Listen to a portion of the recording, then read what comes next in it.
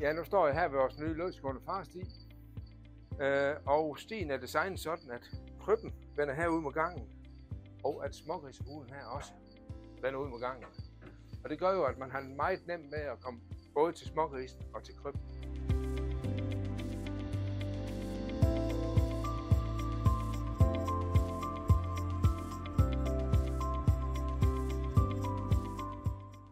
For lige at vise, hvordan solen skal komme ind og ud i den her sti, så har vi sat kan man sige, lågen her lige foran på gangen imellem tru og hule.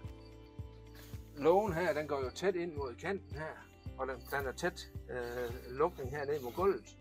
Når man skal åbne den, så trækker man den op, og så kan man lige placere den i slidsen her. Og så når solen skal ind eller ud, så vipper den her om i position her, og åbner den vej, og så åbner den vej.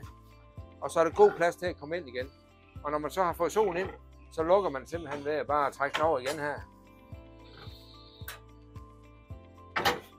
Og lukker. Så er solen lukket inde, og man kan lukke døren her igen. Og når vi sætter spærrepladen ind, så er det faktisk rimelig nemt herude for gangen. Den har de her kroge, som griber fat i de andre kroge. Så kan man bare sætte den ind og fange den her. Og så er, kan man sige, spærrepladen placeret, og så kan man tage smågrisen ind i stien. Når vi fjerner den igen, så tager vi bare løft op her, og så er den fjernet.